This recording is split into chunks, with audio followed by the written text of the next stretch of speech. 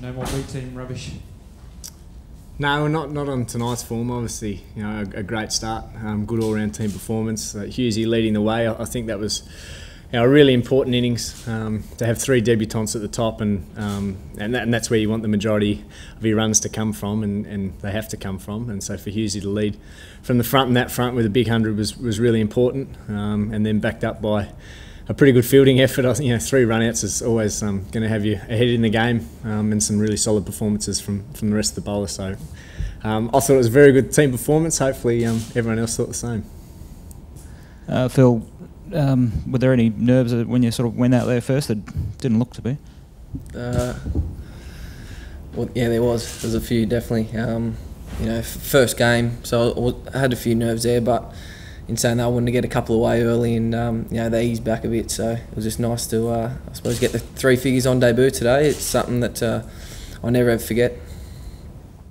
George, in the time you've been in the one team, you don't often have enough time to actually chase, you know, a maiden century. You were there at the end, but are you sort of happy, even though you didn't get the ton, that you were actually hitting out to still help the team score and weren't actually chasing a milestone of your own?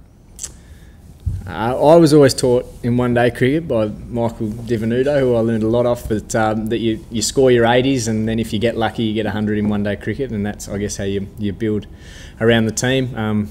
Certainly when Dave Huss and I were going, I thought that we needed to get that score up towards 300. It was a very, very good batting wicket. Big open expanses, and obviously that new rule with only having 4 out was pretty important to keep ticking the team score over rather than 3 figures. Hopefully that opportunity will come up at another time. Phil, you almost seemed to take a bit of a back seat when George came on. Did you take a bit of pressure off you? Yeah, for sure. I was struggling in the middle overs there a little bit, and have George down the other end, rotating the strike beautifully, and taking that pressure off me was good, outstanding. You know, he scored a lot better than a run of ball, George, and it was an innings, a very good innings, I thought. George, might be tough for some blokes to get back into this side, do you reckon?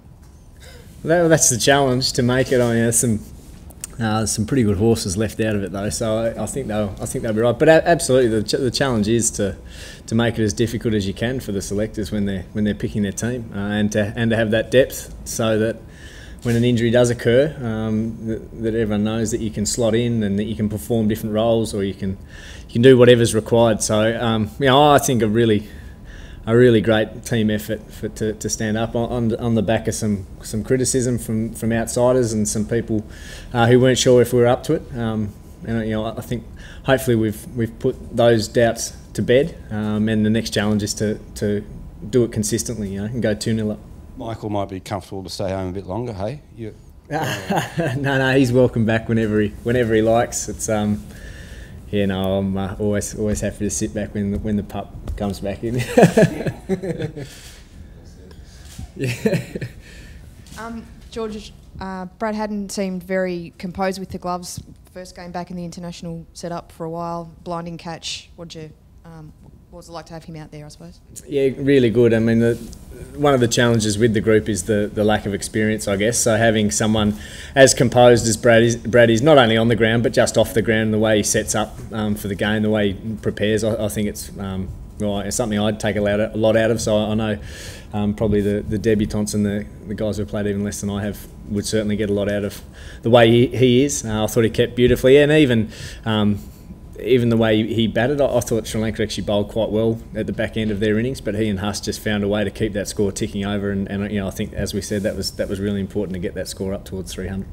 And Philip, have you got your head around the fact that in 42 years of one-day cricket, you're the first Australian to have made a century on debut in the format? What does that mean to you?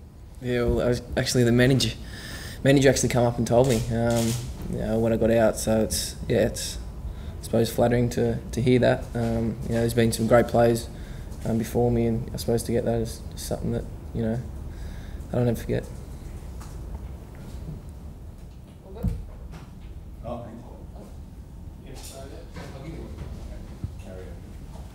Hughesy, you've got 100 on debut and you're going to your new home ground, a place where everyone loves to bat. How would you describe your confidence going into game 2?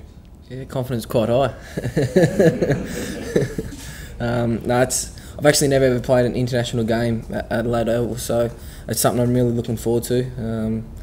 So I really can't wait to get there on Sunday and hopefully, score another big one and hopefully set up, well, hopefully another win. That'd be something that we want to do. Go 2-0 up in the series. The boys are really pumped, and after this win, everyone's confidence got to be very high. So hopefully we can go there 2-0 up.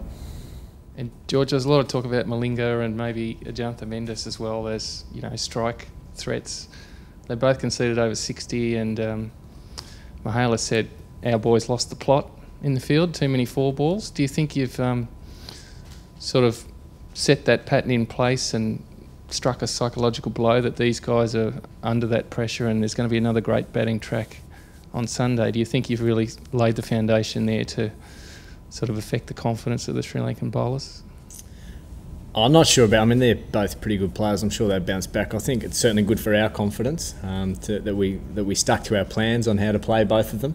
I think a lot of international. I think one of the advantages we will have for a brief little period is that we've played the 4-out rule for a season and a half domestically. So that's something that we may have adjusted a little bit better to. Whereas I'm not sure those guys have been exposed to that much, and that does take a little bit of adjustment and a little rejigging of your plans. So I certainly expect them to bounce back, but certainly for our confidence, to be able to pick off their best bowlers like that was really good. But expecting them to bounce back, Adelaide, though it is a very, very good batting wicket, will pose some different little challenges for us.